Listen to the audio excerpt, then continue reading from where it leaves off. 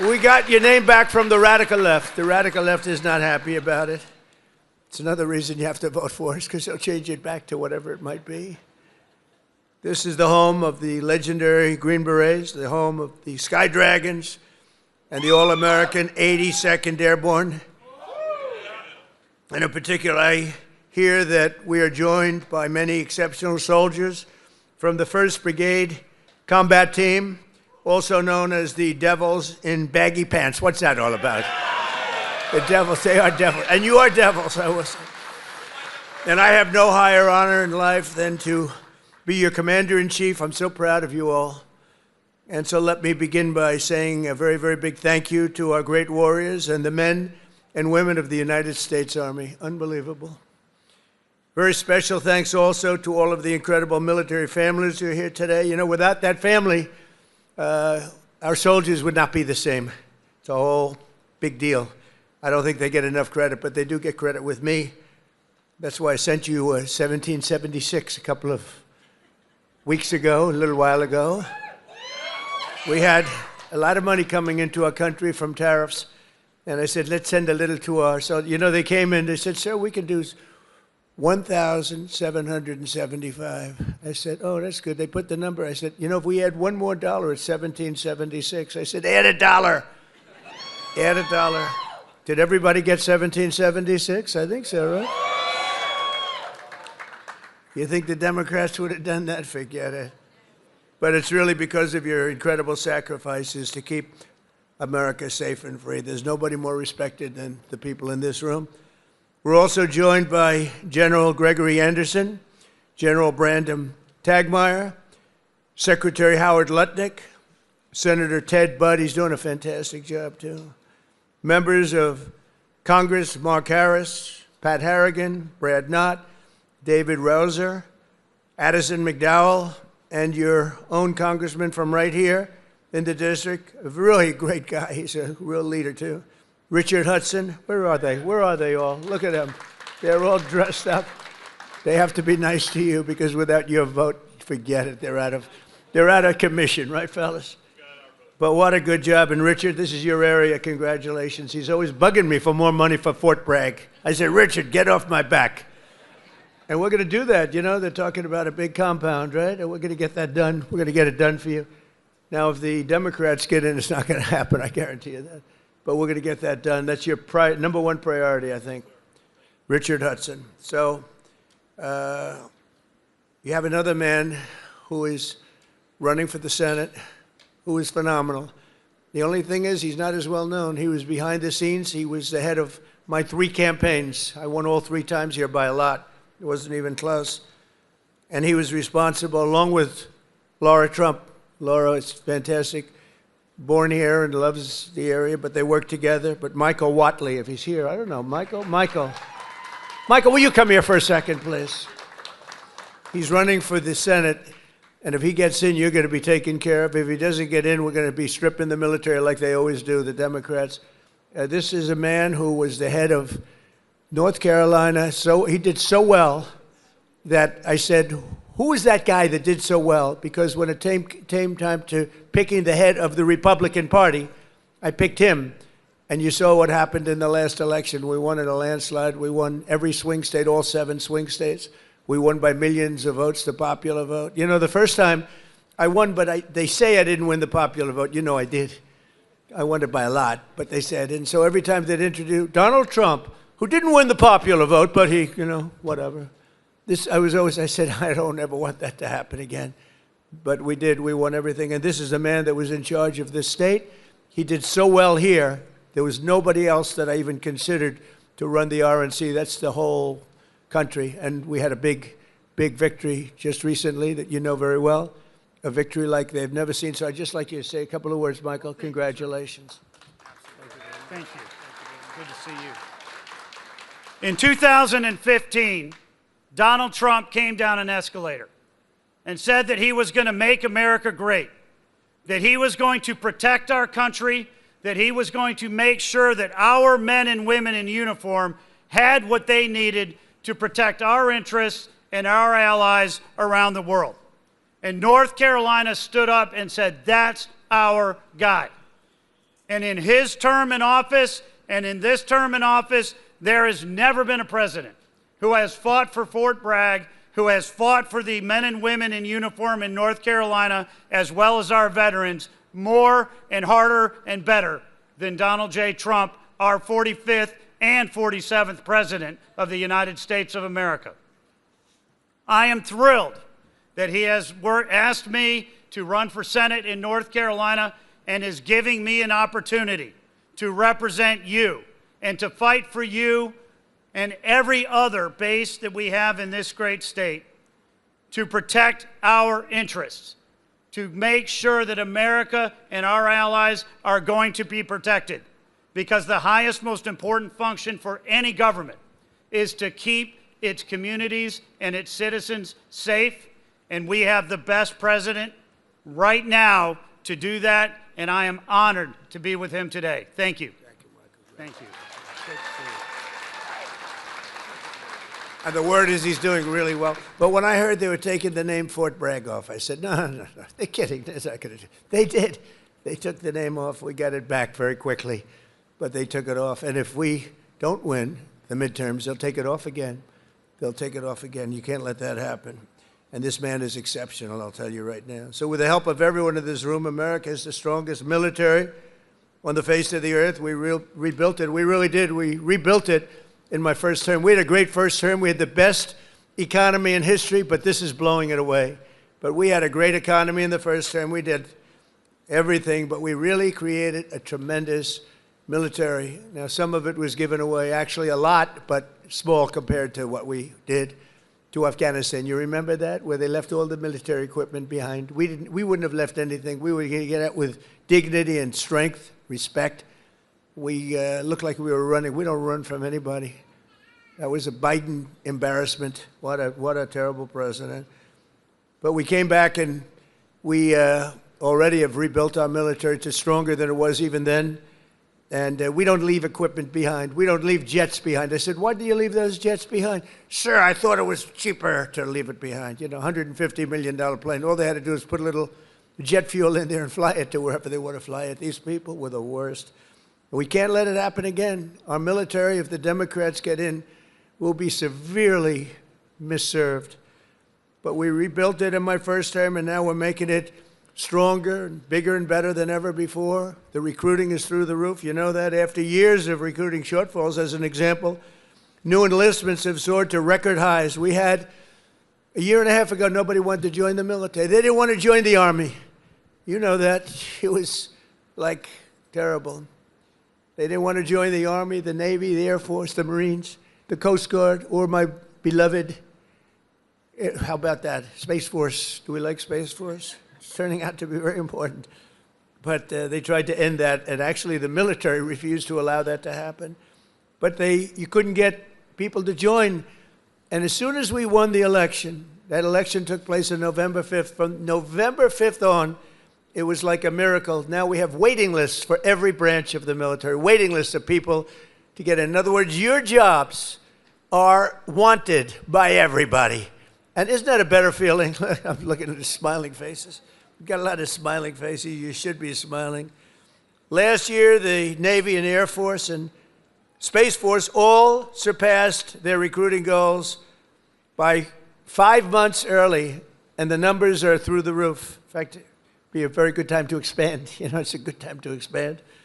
But the Army did even better than the others, and you shattered your annual recruitment by almost 5 months and lots of days, but more importantly, the number and the quality of recruit has never been higher.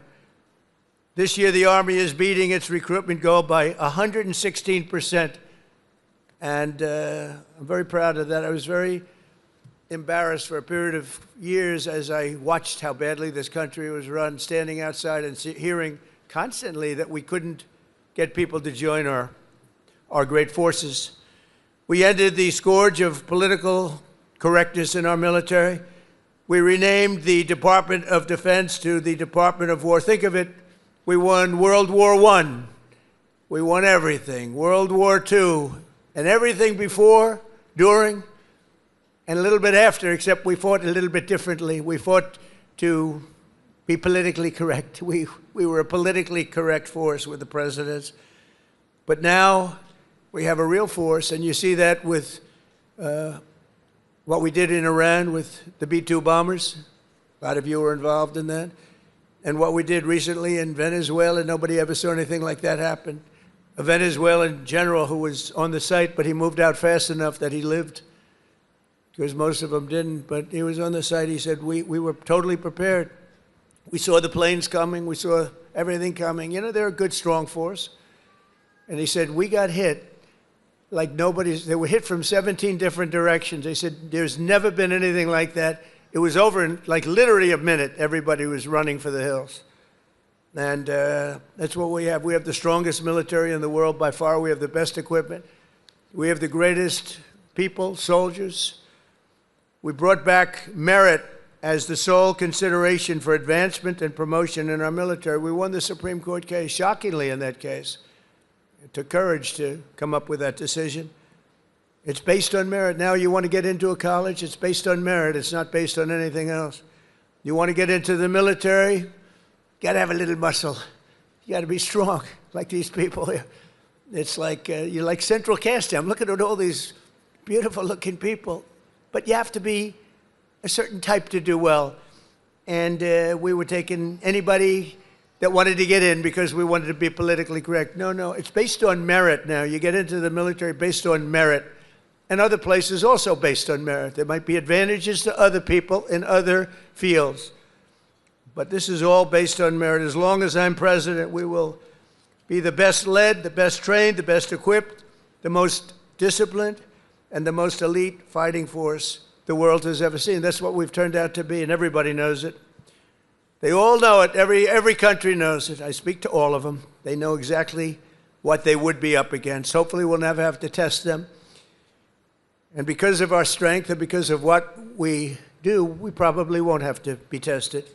That's why this year we're investing also $1 trillion in our armed forces, most we've ever spent. And next year it's being raised. In fact, we're going to be building a number of battleships. You ever hear of battleship? You know, World War II, you saw those big ships, the Iowa, the Alabama, the Missouri, they're going there, sailing through that water like it's nothing. Those big waves are crashing into the front.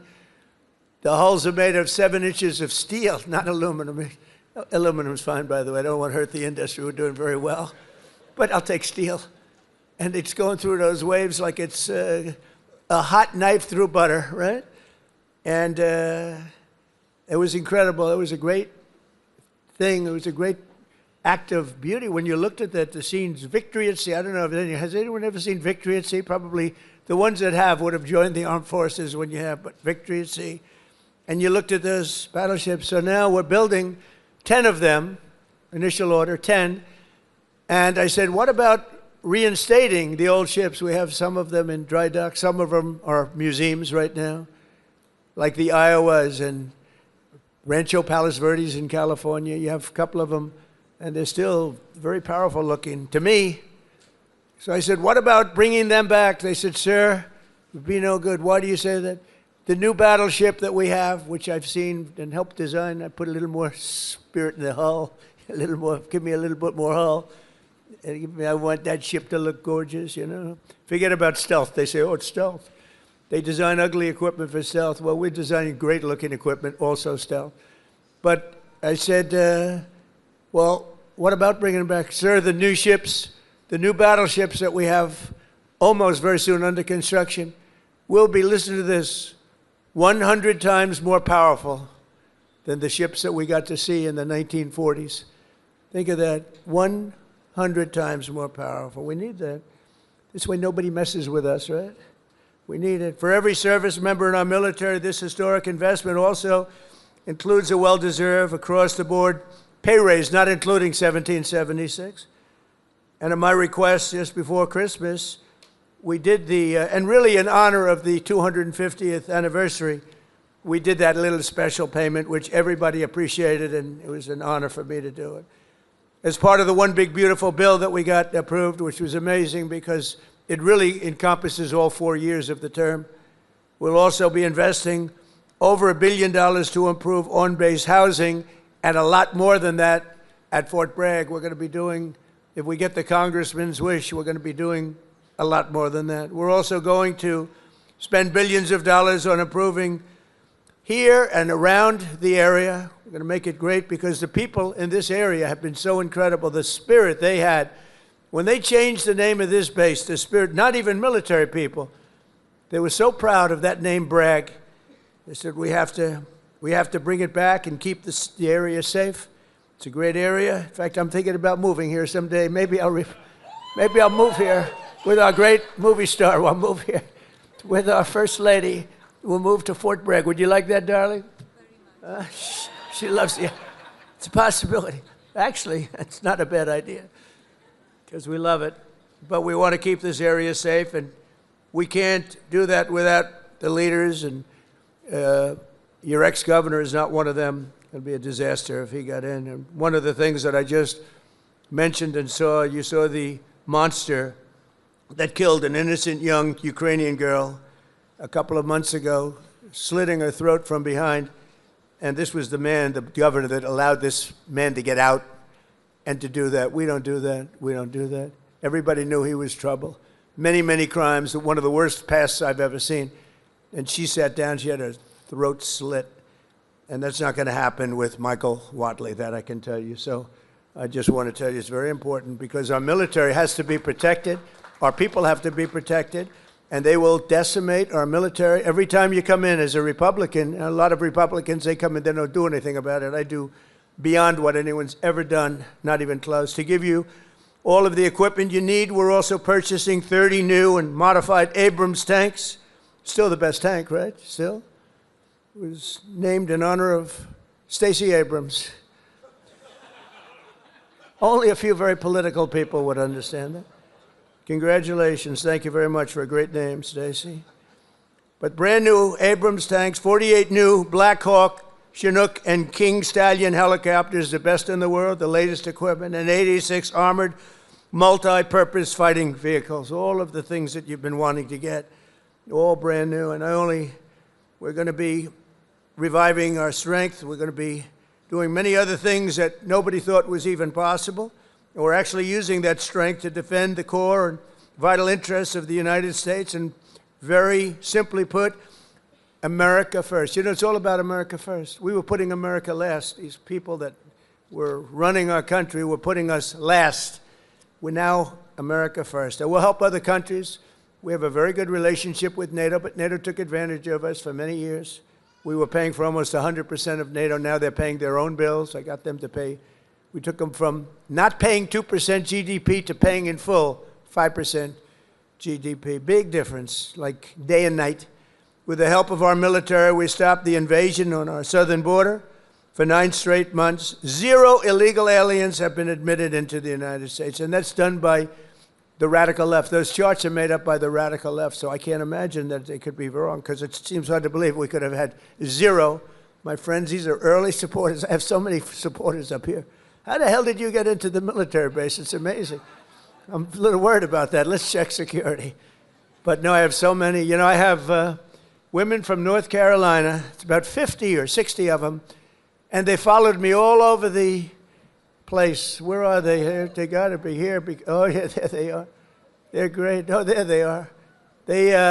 There are sometimes 50. And I don't know what the hell's going on with their husband, because they're, you know, traveling to California. They're all over the place. But they've gone to almost 200 rallies, and it's so great. It's so great. We have Susie Wiles here also, who's the first female chief of staff, and she's done a fantastic job, and she's standing right next to those great patriots from North Carolina. No, they would go all over. It didn't matter where I was. Sometimes I'd see them, like, I made a speech in London. They ended up being, they must be pretty wealthy. That's all I know, because they do a lot of traveling.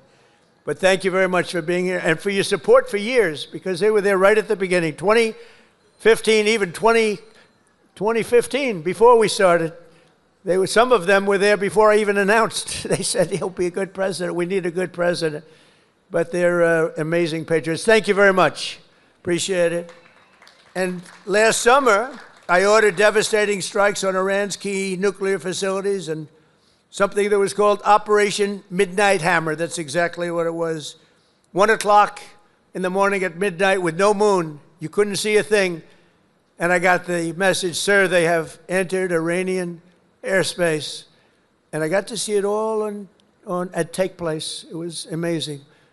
The B-2s, the flying wing. And I didn't understand the B-2s until then, but now I understand it very well. So does he. We just ordered a lot more. The super-duper new model, right? But they flew in. They were totally undetected. And those pilots, I met the pilots. I had them down to the White House, the Oval Office. I gave them all medals, actually. And I said, did you really like doing this stuff? You know, they're flying into very hostile territory. And they said, sir, we couldn't wait. In fact, they wanted to wait. You saw that what was happening. People wanted to wait. And the pilots and their commander called me and said, sir, we're ready to go. Don't worry about that. That weather's nothing. We want to go, sir. We want to go. Now, if it were me, I'd say, take it easy. Let's relax. But, you know, you people have a lot of courage. Amazing, amazing. So we gave them medals. But that was Operation Midnight Hammer, achieving total obliteration of the Iran nuclear potential capability, totally obliterated. And think every single one of those 100,000-pound bombs hit its target, which happens to be an air shaft that goes directly into the facility. I don't think they'll be building air shafts anymore. That's not a good concept. They wanted to get a little air. They wanted to get a little fresh air. It didn't work out too well. No other country on earth could have done what we did. No other country has the weapons. No other country has the skill. No other country has the guts. And no other country has the extraordinary warriors that we have. We have the best warriors in the world. Because you can have the greatest equipment, but if you don't have the warriors, the equipment doesn't mean much. Last month, we proved this truth once again when some of our greatest soldiers, right here, to ever live, frankly, successfully captured the outlaw dictator of Venezuela, Nicolas Maduro, and brought him back to face American justice, where he's now, right now, waiting. And that was an amazing night. People saw that. They've never seen anything like it. You know, it's a pretty military country. It was a big base, one of the biggest bases in South America, where he lived. And it was in a matter of minutes before he was on a helicopter being taken out of there. They had to go through steel doors. The steels were like, it was like paper mache. You know what paper mache is? That's weak paper. These guys blasted through every door. They got up to him before he got to the big safe, but that wouldn't have worked either because they had equipment that was going to knock that out in a matter of minutes. But he never got there. It went so fast. Think of it, in a matter of minutes, when people realize what happened, they're looking up and there's the helicopter heading back to aircraft carriers. So that night, the entire world saw what the full military might of the U.S. military is capable of. And that was an unbelievable operation, but that was a smaller operation. But it was so precise, so incredible. Nobody thought a thing like that could happen. They even talk about the discombobulator because they never got a shot off. The Russian equipment didn't work. The Chinese equipment didn't work. Everyone's trying to figure out why it didn't work. Someday you're going to find out. But it didn't work. It's nice when you can fly in and not get shot at. Although we did have 3 helicopter pilots who were wounded pretty badly in the legs, landing, and a couple of machine gunners seemed to have made it through a thicket of bombs, but they were taken out rapidly by our snipers who were stationed on platforms, actually unbelievable helicopter platforms all the way the line, and they were taken out immediately. And those pilots were incredible and really brave. I may see some of them very shortly. They were hit pretty bad in the legs. You know, they're landing a big chopper, and they're being shot at from close range by a machine gun, so that's not a comfortable feeling. They landed it perfectly, and they got out of there perfectly, and they're just brave guys and very talented, skilled people. With your help, America is winning again. America is respected again. And perhaps most importantly, we are feared by the enemies all over the globe. They fear us. And, you know, I don't like to say fear, but sometimes you have to have fear because that's the only thing that really will get the situation taken care of. We have a situation right now where we sent a very big carrier group to Iran. I'd love to see if we could make a deal. They've been difficult to make a deal. I thought we would have had a deal last time. They wish they did, and that's where we did Midnight Hammer. But with the restored strength and the tremendous power that we've now built up over the last number of years, even though there was an interlude with Biden, who is the worst president in the history of our country. But the interlude, fortunately, was ended quickly, and we started the process again and built upon what we had already done the first 4 years. But we're also bringing peace all over the world. I ended 8 wars in just 10 months. 8 wars are ended, and we have a couple of more to go, but one in particular, Russia-Ukraine. It's a mess. It's a horrible thing, and I think we'll get there. It takes 2 to tango. You have to remember that, and we have to get there. Tremendous casualties, number of casualties. There's a war that if we were involved in that war, it would have been over very quickly and effectively, but we're not, fortunately. In fact, we're not spending any money. We are spending and sending weapons to NATO, and because of the increase from 2% to 5% of GDP that the NATO countries are paying, they pay us full for the weapons, and then they distribute the weapons to mostly, I guess, Ukraine, but that's up to them. They buy them. And we do make the greatest weapons of any country in the world by far, most effective weapons. So my message to all of the warriors here today is that your commander-in-chief supports you totally. I support you more than, I know you've had a couple of good ones, not that many if you want to know the truth, but we support you more than any of them. And you're going to get out, and when needed, you're going to fight, fight, fight. You're going to win, win, win. And we're going to continue to make our country bigger and better and stronger than ever before. And that's exactly where we are right now. We are the most respected country anywhere in the world. And I say it, the King of Saudi Arabia told me when I was there, he spent $2 trillion. We have $18 trillion being invested right now in our country from other companies and countries all over the world. The most any country's ever had is $3 trillion. That was a long time ago, and it didn't happen to be us. It was another country. It starts with a C. Can you imagine what I'm talking about? China. But we have $18 trillion being invested. As an example, in the Biden 4 years, they had less than $1 trillion. Think of this, less than $1 trillion over 4 years. We have $18 trillion in 11 months because we haven't gotten the final numbers on the 12th month, so that's only going to go up.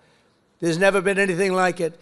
But the King of Saudi Arabia looked at me and says, you know, a year and a half ago, I thought the United States of America was finished. I thought it was dead. And now you have the hottest country anywhere in the world. We have the hottest country anywhere in the world, and you're a very, very big part of it. Thank you to the Army. Thank you to everybody here. Thank you also to our great politicians. They're great leaders, and they love you as much as I do. Thank you very much, everybody. Thank you.